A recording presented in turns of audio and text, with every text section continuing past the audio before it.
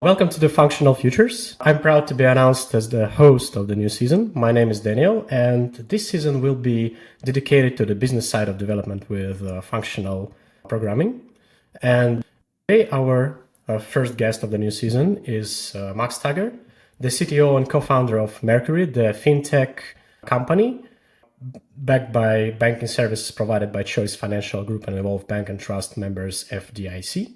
Their company is using Haskell from the start of a company, like from the scratch, from the beginnings. And our today's conversation will be dedicated to that. Hi, Max. Nice to meet you, Daniel. Nice to meet you, Max. Let's wrap it up. Let's start.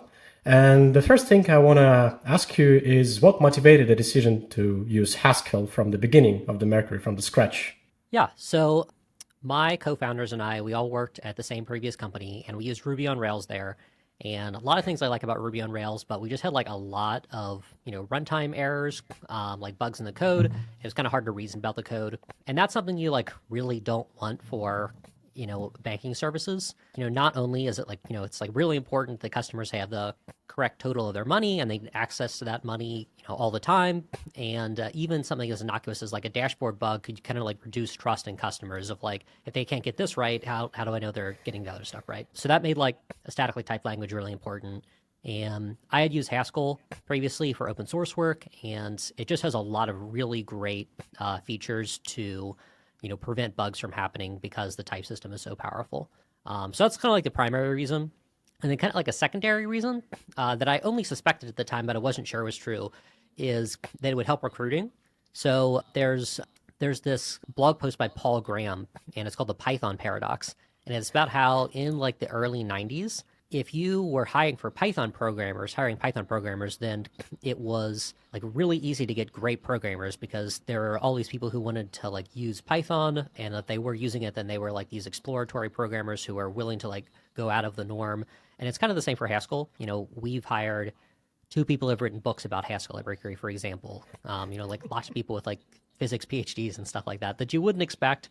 And it would be very hard to recruit those people back before Mercury had the kind of reputation it does today. It's kind of interesting because one of the topics I want to cover today is recruitment of Haskell guys, because it seems to be a little more challenging than for the other more mainstream specificities and programming languages. But one thing I want to like follow up on that question: how has using Haskell from the start, like from the scratch, influenced the company, the development culture?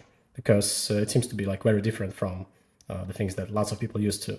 Yeah, I think a lot of things about Haskell sort of like interplay well with the other parts of Mercury culture. Like Haskell, I think definitely has a kind of culture of correctness around it. There are, many libraries in Haskell that like use a feature like new types, for example, and that might be possible in another language, but it doesn't mean you're going to have these features to prevent bugs.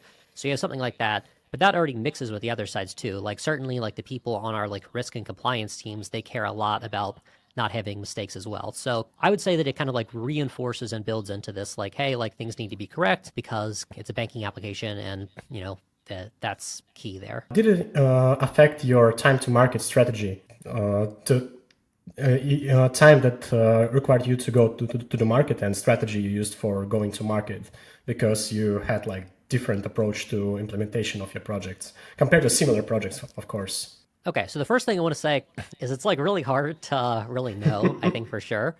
Banking is very like different from other applicains. It's kind of conservative, I guess. Yeah. It took us like, I mean, if you think about like what the table stakes are for a bank, there is, like so many features someone needs. Like they need to send ACH and wires and paper checks. They need to deposit checks. They need debit cards. Like all this stuff is quite a lot, and you can't just go out and build that stuff. You need to like build partnerships with banking partners, and we went through 2 where we went with one partner and they didn't work out, and then we had to totally rebuild stuff on another partner.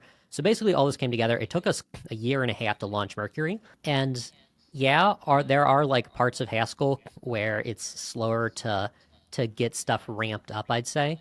Like I'd say like probably one of the clearest things of this is in other languages you have things like Passport JS, Ruby has Devise, and I think they make it a lot easier to get sort of like all like the user authentication and stuff set up in like a really nice way, down to even like sending emails or password resets. Like all that stuff's kind of like really out of the box. And in Haskell, sometimes you have all the pieces there, but you might have to put them together yourself a little bit more. So that can slow you down a little bit more in the beginning. But the reality is like, even if you're not in like a banking code base, like I think you pretty quickly have to like get away from like, oh, like we're using exactly what Devise gives us, and you're like putting together your own pages and flows for like password reset and stuff like that. So basically, like there is a benefit in the beginning, but I think that it really tapers off because as you get to any sort of scale, you kind of have to do stuff from scratch anyway. If we're discussing it long term, did you benefit from like doing this stuff from scratch when you just started? Because it seems to be much easier not to do all of these steps in the beginning. Did you benefit it long term because these solutions should be like more customized for you? Yeah, I think probably so. I think probably in a couple ways. One is like you understand, what's going on there pretty clearly and you're making intentional decisions about it. And at least for us, like security is kind of a core competency of a banking application. So we're like specifically, choosing this is what we think the best password hashing algorithm is, and this is what we think like the right settings are. Not that we're like, like implementing like the password hashing from scratch, but we're at least like figuring out, is like 10 a reasonable cost for the bcrypt algorithm and like making a decision there. So for us, like I think that like definitely made sense. And like I think it's easier to just like start from that and then adjust as you go versus like try and like rip out what the previous password hashing algorithm was and then like switch to a new one. That's got all sorts of complexity to it. So yeah, I think like long term that definitely is helpful for us. We also heard that you joined the honorable ranks of companies who are not only using Haskell, but also contribute to its compiler and tooling. As far as I know, Haskell is not maintained by like big guys unlike Java or like C# or all other stuff. It's maintained by its users, actually. And among the other ongoing GHC initiatives like linear types and dependent types and stuff, where do your contributions fit in? Like, what did you do for yourself and share to the community there? Yeah, so your question is sort of like how we've contributed to GHC, basically. So I do think a downside of using Haskell is that, we've had to contribute to, like compiler stuff earlier than another company would. Like you said, like if you're using Java, then like Google uses Java. They're way bigger than us. They've like hit all of the, problems of scale earlier. And I think we've like mostly gotten past kind of like the initial stuff we ran into of like issues with like on too big of a project, we run into like linker errors on the new version of macOS and stuff like that. Now we're into just sort of like, supporting additional performance improvements on the compiler. That's definitely like our biggest area of focus is, we have a project that is, I don't know, maybe like 1.2 million lines of code, I think, in Haskell. It's got a huge number of modules. It's just like one monolithic code base. So we're doing some work right now to, for example, support Buck2 for compilation. This is like an alternative to Bazel that Facebook has as a build system. So we're kind of like taking GHC and we're using this Buck2 build system that Facebook develops, and it'll allow us to get a lot better like per module caching.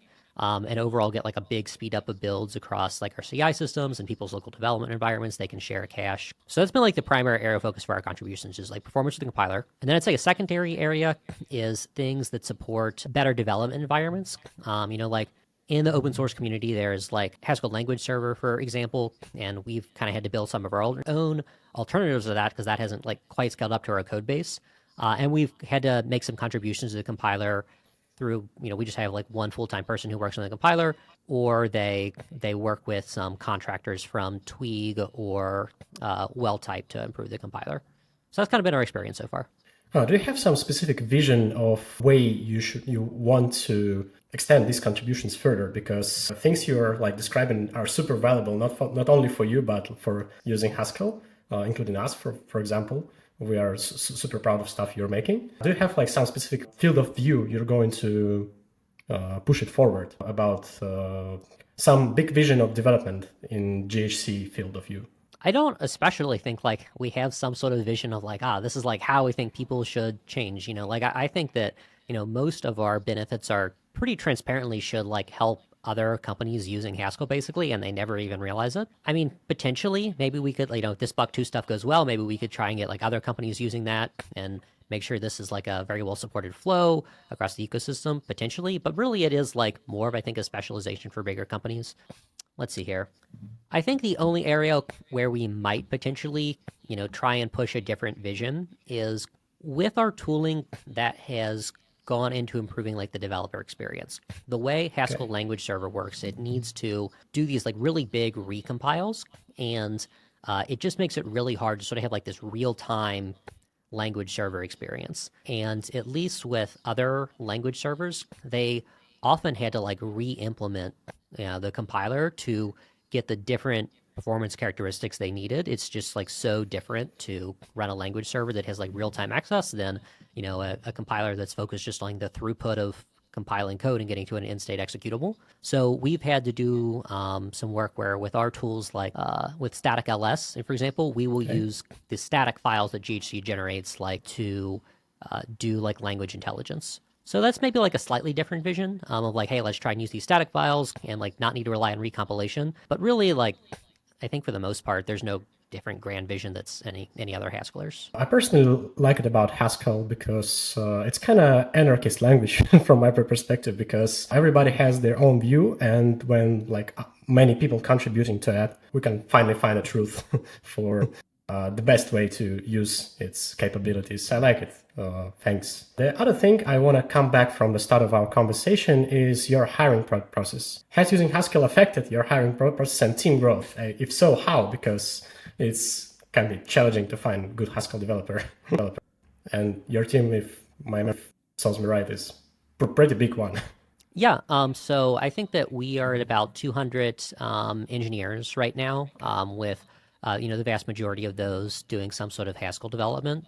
But hiring for Haskell has actually been really easy. VP recruiting, she has previously said that hiring Haskell engineers is actually like the easiest role to hire for in all of Mercury, like all roles, not just engineering. And I think that's pretty wild because like, you would not expect that engineers in general are like the easiest role to hire for. But yeah, basically, it really brought in a lot of really strong developers because, there is, it's a supply and demand problem. Like there is more demand for programmers to work at companies who use Haskell than there is a supply of them. So we're able to capture a lot more people that way. Plus we have the benefit of, Haskell is not like, usually like the first language you learn. Usually people are learning it. It's, they've really gone out of the way. They're probably like pretty strong developers. So you get some like additional signal there. Compare that to something like JavaScript where you have, millions and millions of people who use JavaScript. It's hard to tell if they if they've used JavaScript for like a day or years. And then if you try and recruit them, well, you're joining the ranks of like 100 other companies that email them. So like they're never going to respond to your recruiters. All this stuff adds up, and it makes Haskell, a lot easier to recruit for. Plus, then you attract people in the community like Gabriela Gonzalez or Matt Parsons or Rebecca Skinner, all who have written books in the ecosystem. Are like well known for their blogs, and then other people know about them and they join, so it really creates a flywheel effect. And I can't state how important this is for a startup, because your early hires will make such a difference and set a foundation that causes other people to join the company. That sets like the culture for like what quality looks like, and makes people really excited to join the company. So that was really crucial to our success. Speaking of early hires you just mentioned, let's go to the other question. How do you address the potential bus factor issue on that? Because Haskell's learning curve can be kind of challenging for new members. And as you previously mentioned, for most of the people, it's not their first language to study. How do you address the bus factor issue with these early hires that you made and built your company with? Yeah, so the bus factor concept is like basically like how many people need to get like hit by a bus, basically like die in some tragic accident before like, your company can no longer function. And honestly, like I don't think bus factor has ever really been an issue for us, even from the beginning. Like right from the beginning, it was a lot easier to hire like really strong developers. And, there were like a lot of people who wanted to work for us because we use Haskell. So that made it like not an issue. And, early on, it was also like, we, would hire people who had used Haskell before. And there were plenty of those like really strong developers who met all our other criteria as well about, being like really focused on the product and stuff like that. So it was never an issue for us. I think the only case where it can be an issue is if it's like, there's some sort of existing, team, and one person on the team like wants to use Haskell, so they go off and do their thing, but other people on the team don't want to use it. If other people are like committed to learning it, then I think it's fine, especially because like the reality is there's a lot of depth to the Haskell language, like a lot of like really great features that you can use to, make things more ergonomic to write code or like have better type safety. But for most of the Haskell code we have, it really is very similar to what you'd write in, a language like Ruby on Rails or something like that. Like if you look at our code for, inviting a new user, for example, we need to take in the HTTP request, parse the JSON, insert some rows in the database to represent this invite, like send out an email, like all of this stuff is just like, quite imperative code. And we do intentionally not use some like super advanced Haskell language features, and that keeps the code base more accessible. So yeah, that's kind of my answer there, is recruiting's never been a challenge for it, and that Haskell's actually, I think, a lot easier to learn than people think, and not that different from other languages. That I think why I'm asking about like Buzz Factor in your project. You mentioned in the conversation that lots of stuff is made custom, not used like some ready-to-use financial tools for that. And one of the reasons of that is usage of Haskell. That's why I'm like asking about Buzz Factor, because lots of stuff that are used to be implemented specifically for that project, like custom made, usually it's affected by tribal knowledge, because like the guys who developed that knows it good. It's also like would be my concern if I would make a project like that. Well, I guess I want to like clarify on like custom. I would say in Haskell, like, the Lego pieces are there. The libraries are really, really solid because, the Haskell ecosystem has been around since like, I think before Java, even, like the late 80s, super early 90s. And the libraries themselves are like very high quality. So you do sometimes need to like put those pieces together, but it's not really a challenge for anyone like reading the code. Like it's not really a kind of thing where you have tribal knowledge in my experience. And let's see here. The other thing is like I kind of talked about before, like as you get to a bigger company or a bigger scale, like you kind of want to be, building stuff with Lego pieces anyway. Like you don't want the framework to like dictate, I don't know, what your password reset, email looks like. You probably like have your like own kind of like rough email system or whatever. So yeah, I think that reduces like some of the tribal knowledge issue. Okay, let's move from hiring topic. I want to ask, how has your experience with Haskell in production in this like many years evolved since the project inception? Because it's different times now and a start, different scale. So honestly, I don't feel like a ton has changed. Like I think especially I won't almost call it like sort of the leaf nodes of the project, the big way you expand a sort of like web application is you add new HTTP endpoints and new tables. Like I recently added a feature to like comment on transactions. But like adding that code is really not that different from adding the code super early on in the project, because you're just adding another like HTTP endpoint, another table. So from that perspective, like not a ton has changed. I do think like more has changed as we've gotten into like more like deep systems that are like more like the core of like our banking layer, where we've had to like, build out a ledger, and we want to have certain like correctness guarantees for the ledger and like more of like a clear API around it. And we say, okay, like this does like need more of a rewrite. You get some of that stuff. I think that's like pretty normal within like any web application, basically, is that like really that core logic that is super central and important needs to change. But for the most part, like not a ton of changes. Certainly like niceties for sure. Like, now we have, for example, more type safety around database transactions. Like before, when we ran a database transaction, someone could interleave like arbitrary actions in there, like doing an HTTP request. And that could cause stability issues on the database, because then you have these HTTP transactions that are open for a really long time. Sometimes it creates like deadlocks, or you exhaust the pool of database transactions. And so we've like, created, with Haskell's type safety features made it so that if you're in a database transaction, you can't do this arbitrary IO and do HTTP requests. You can only do like really safe things like logging. But I think those are the kind of issues that you like run into at any sort of production code base. It's just like Haskell actually gave us a way to prevent at compile time those issues from happening, as opposed into another language. You just have to like really crack down on, being really vigilant basically about that kind of thing. Cool. And other follow up on the same topic. What tools or libraries have you found indispensable for Haskell development in a production environment, like during this big period of time? Yeah. So the web framework we use is called Yesod. It's written by Michael Snoyman. And while we use Yesod, I would like Yesod is like sort of like Ruby on Rails-ish, but we certainly don't use like nearly all the like features of Yesod because we're just returning JSON from our web server. So really, honestly, like the main libraries we use are Persistent, which is the database library, and then also Esqueleto, which is sort of just an extension to Persistent that lets you do like more advanced queries, like, like joins across tables and common table expressions and stuff like that. So yeah, those are, by far the like most common libraries I think are core to us. I wouldn't say anything else is like super, super core to the application. I mean, certainly we use a lot of other libraries than that, hundreds of libraries, but, for the most part, Persistent Esqueleto are the ones you're dealing with when you're writing a new feature like transaction commenting or something. Nice. I like it. And other follow up to the same topic.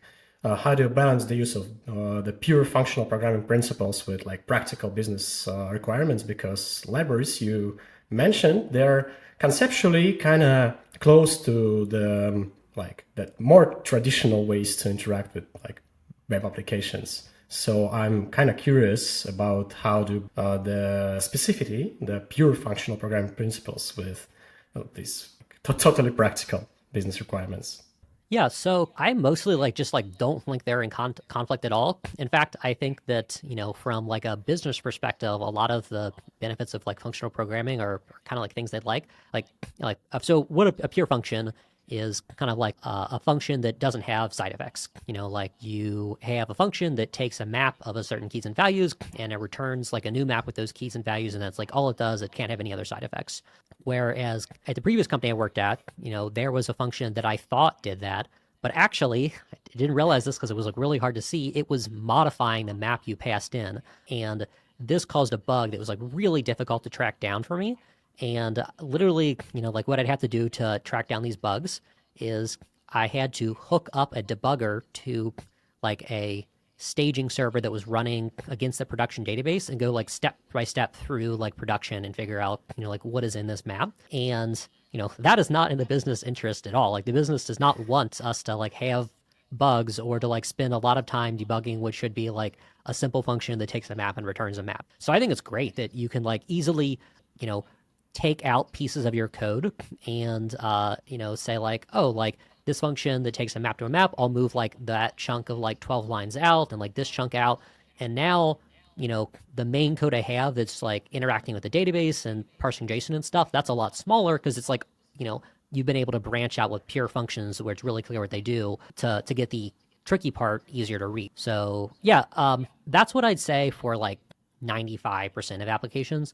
Now, certainly, like, there can be times where there's, like, a little bit of a trade-off. Like, an example is maybe you have some, like, I don't know, deeply nested pure function code, which is, like, fairly rare, and maybe you want to add some sort of, like, metrics or something to that code. Well, you might need to, like, refactor that code to allow it to also do metrics.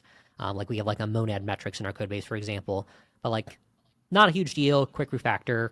And then it's possible to go like really strong. Like maybe you want to have like, like a free monad architecture or something like that, where you build up this like pure tree, like potential operations, and you build like an interpreter for that tree, and you could build business logic on top of that. We don't really get to that level of complexity with Haskell. That's where I think that there is, like potentially more of a trade-off. But for us, I don't really think there is one. Yeah. Speaking of that, how do you balance like the need of quick iterations, because you're still a kind of startup, and at least you used to be a startup at some point of time. With the Haskell compile time guarantees, it can make all the iterations like slower in development and going to production. How do you balance that? That's a good question. And there's like a lot of pros and cons to it. So when a compiler does more work for you, then it's, probably going to end up slower. It's like checking more guarantees than a dynamically typed language that gives you nothing, or like a language like Go that gives you like a lot less than Haskell does, but still something. However, not just important to get code in production fast, you need to like get correct code in production fast. If your loop is like you deploy something to production and it's broken, and then you have to revert it, that's like really bad for customers, and it just disrupts the whole development team. Also, if you push a bug to production, then it's often like really hard to track down. It's a lot harder to like investigate that than it is in a local environment and stuff like that. So that's why I think it's really nice to have, these compile time guarantees. And those guarantees like only get more important as you get to, a larger scale company where, if the code base is 1 million lines big, then, you ideally want guarantees that making a change, over here on this edge of the system isn't going to break something over there. And Haskell kind of gives you a lot more ability to do that. Like an example would be, classic one would be, hey, before this database field was not null, but now we have a case where it can be null. And Haskell can tell us like every place in the code base where, we need to go check that, what the behavior is, like make sure we're handling if it's null or not. Whereas like in another language, that could just be like a null pointer exception and blow up on you. Okay, so like those are all the pros. Now certainly like, we do run into issues with slow compile times.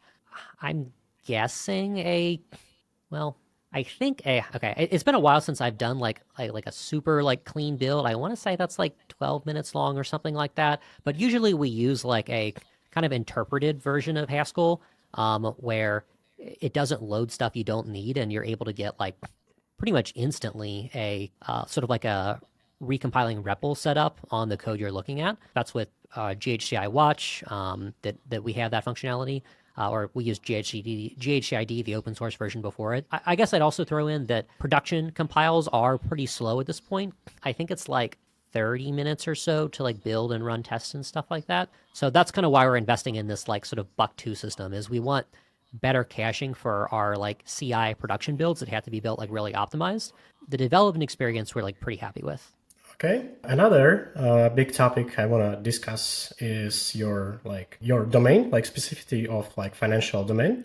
I'm curious in what areas of your neobank operations, like fraud risk assessment or stuff, have you found functional programming particularly advantageous among like classical ways to develop such an application? Yeah, I said like maybe some cases or stuff. So I like largely don't think there's like a big difference there. Like again, like most of our code is going to look like, hey, you're, I don't know, handling an HTTP request and you're parsing JSON and you're doing some logic on that and inserting stuff in the database. And like, that's like going to be pretty similar across domains. And we have like some benefits, like, let's see here.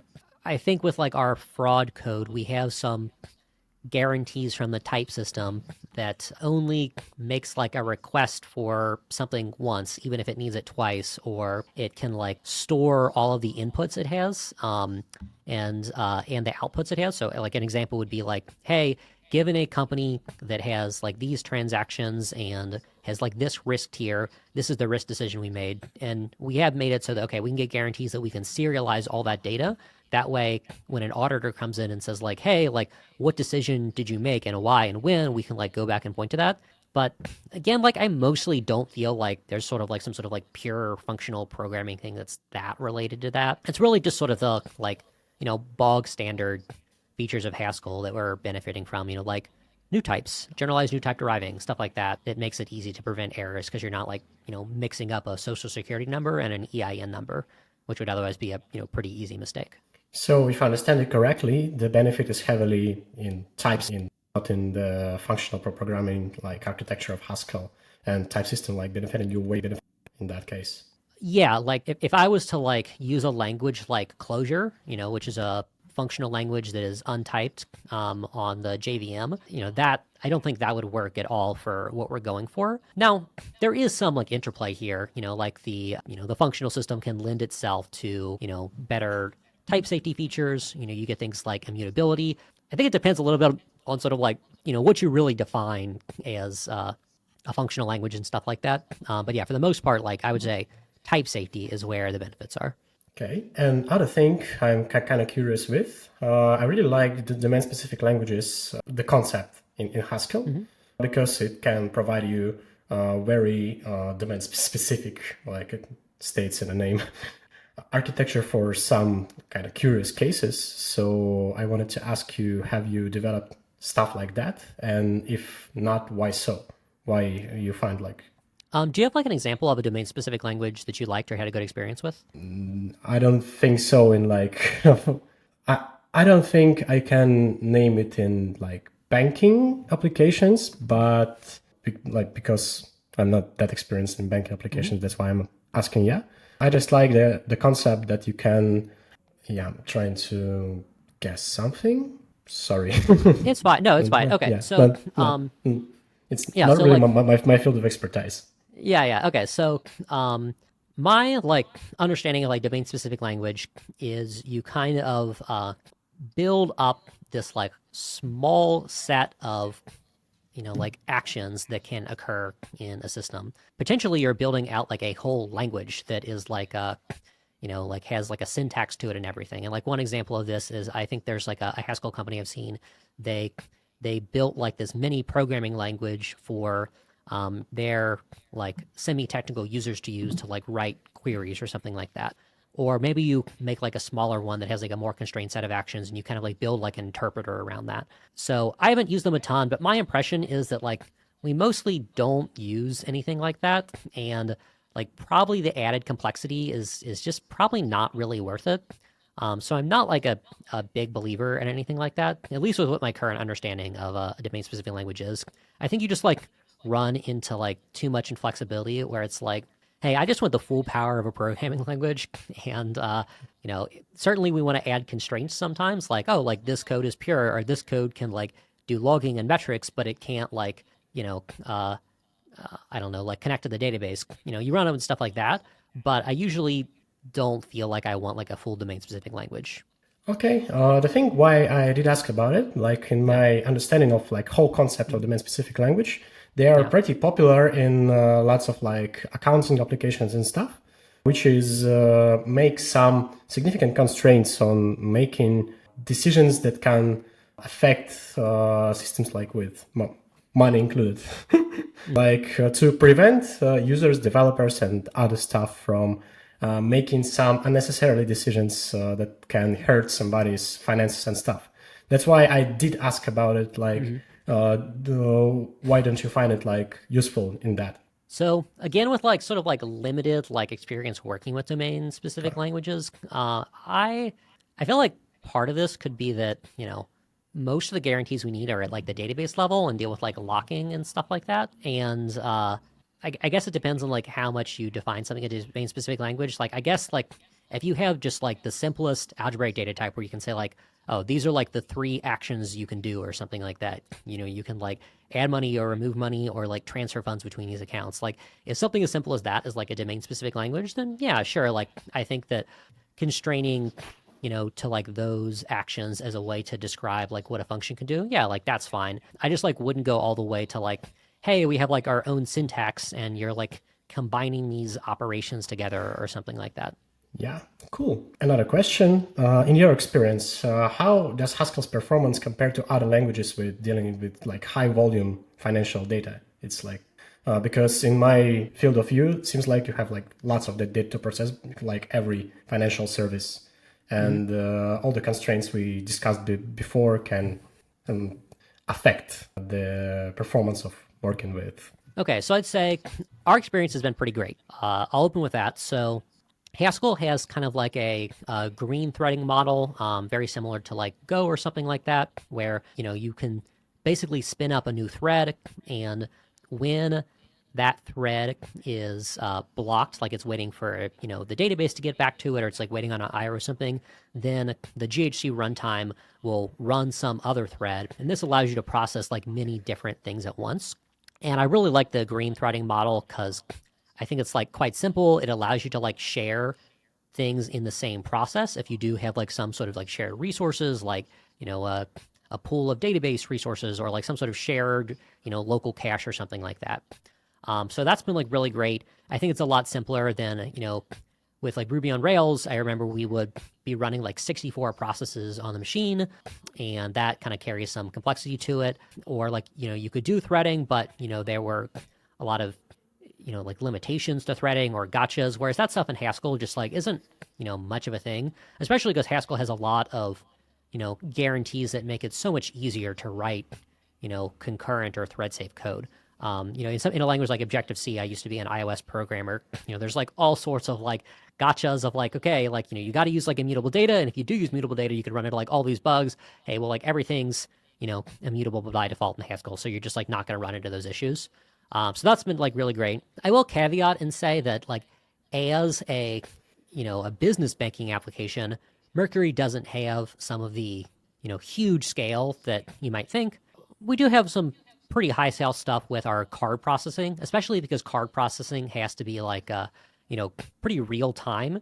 Because you swipe your card, you're like sitting there waiting for, the cashier to say, okay, you're good. We want that to be performant and up all the time so you can spend. But it is probably less scale than like, I don't know, a consumer social network or something like that, where you can get like, millions of people on day 3 or something like that if your thing blows up.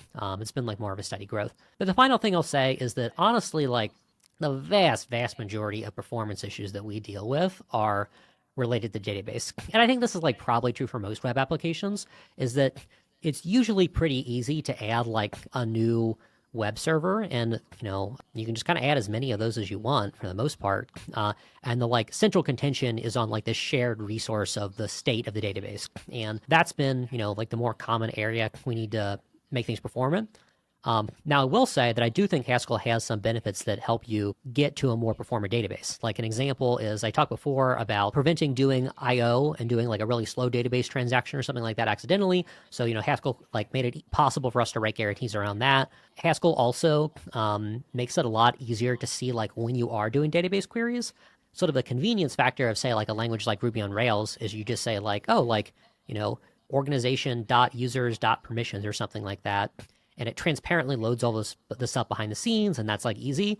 But then it also makes it really, really difficult to look at code and figure out like, is this code gonna potentially do an n+1 query where, you meant to do one database query, but actually you're in like a for loop, and now you're doing like hundreds of database queries instead of doing one. Like that's incredibly bad for the database. It's the most common type of performance issue I see in web applications, and Haskell makes it a lot easier to like look at code and see like, yeah, we're not going to have that issue here. Nice. And one more follow-up on like the same topic.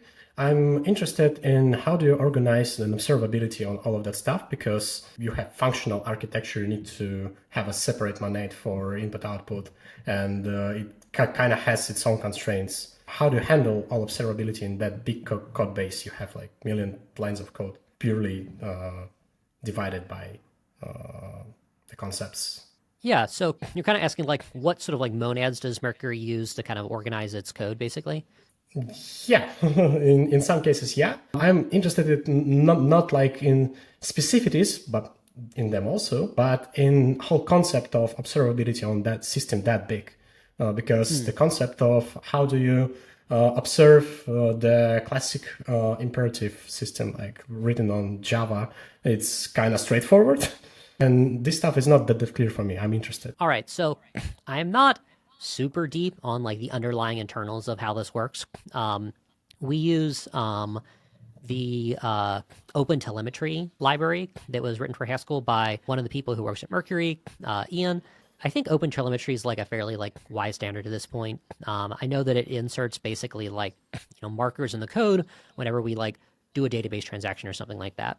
And, given that most code operates in some sort of like IO based context, then, we're able to like get like a pretty, fairly clear, structure of where time's being spent.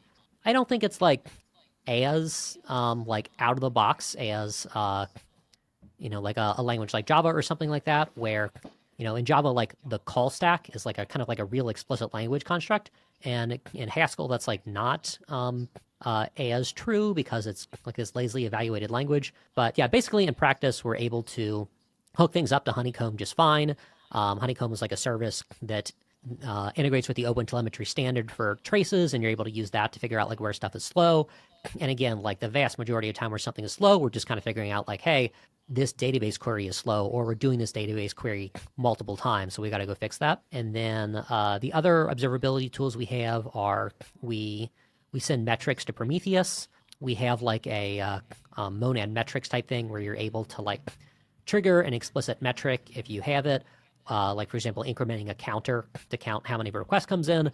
And honestly, for something like request or whatever, we just kind of have that built into the middleware of Yesod, where we have something that says like, okay, every time a request comes in, get the route and get the HTTP method, and then increment a counter for like, hey, we saw a new request to this route, and then when a response goes out, do the same thing, but with a specific response code, you get some observability out of that.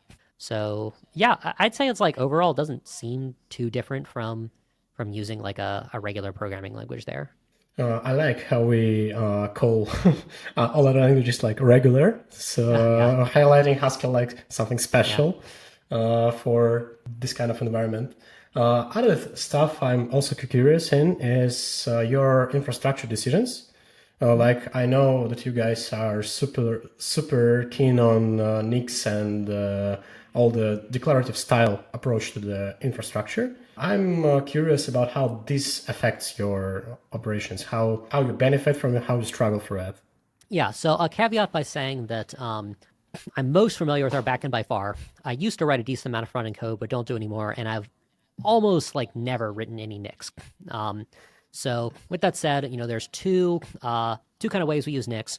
One is for like our development environments, making sure that every development environment has the same version of libraries and stuff like that. There, I'd say like Nix mostly does like a pretty great job. Like at my previous company, it was always like a lot more challenging to make sure that everyone had the same thing, that it stayed consistent across upgrades. At Mercury, that's like much less of an issue. Let's see here. And then on the infrastructure side, one of the benefits is like because Nix is declarative, it makes it really easy to kind of know what's on your system, which is important for like security reasons because, say something like the Log4j attack came out, whatever, where it was like, hey, like there's this vulnerability in this popular Java logging language. Like, do you have this issue on your system where you could get arbitrary code execution from someone triggering a log? It's a lot easier for us to audit and figure out like, oh, like only this machine is using like a Java dependency. So like that's the only thing we need to check. On the other hand, even though Nix has a lot of like packages out there, I think it has more packages than any other thing.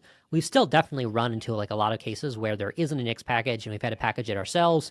And, that's kind of like a drain whenever you need to do that and like figure out like, oh, like what are the dependencies of this thing? It's not always well defined. And we run into some cases like, let's see, we have a service that we use called Collide, and it's kind of like an endpoint management system to kind of track like, what are all the devices that you have across your company, like what are all the laptops, and then it will use this thing called OS query to, kind of query your system and figure out like, hey, are you running like an up-to-date version of your OS to make sure that people's developer laptops aren't like vulnerable to malware or whatever. So that like wasn't initially supported for Nix. I think we had to ask like a vendor to support it or something like that. This is not for production servers. This is for like people's individual laptops. Like Nix does make like rollbacks really easy because you're able to like instantly roll back to the previous version, and that rollback is like everything. Whereas at like the previous company I worked at, if you wanted to like roll back, or if you wanted to like upgrade Ruby on the server, then that was risky because like it was like very difficult to like roll back the Ruby upgrade or whatever, and it affected the whole system.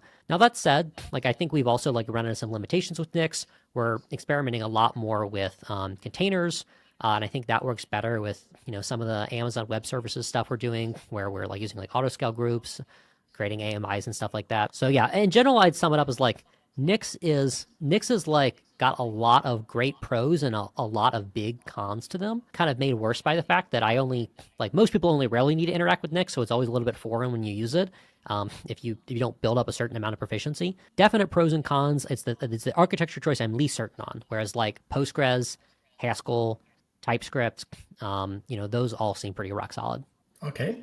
You already mentioned that choice of Nix makes it easier for like security audit for your company, and I think it's like a significant part of every fintech operation. The thing I want to ask is how do you benefit in that case, in case of a security from your main stack, from Haskell, from the observability system you built around it? Does it help? Does it make more difficulties in security side? Yeah, so your question is like, with Haskell, do we also get security benefits? Is that correct? Yeah, my question is, do you benefit Haskell regarding the security side? Do you benefit from it? Sorry. Yeah. No problem. Your audio just broke up for a second. So, yeah, I think we absolutely benefit. Just like in the time that I used Ruby on Rails at the previous company, there were like multiple arbitrary code execution vulnerabilities just from like deserializing JSON, because it was like it's so easy to get from like deserializing JSON to like, oh, like if you put in like this formatted string, then like bam, you have like arbitrary code execution. Python might have had similar problems with like its pickle library.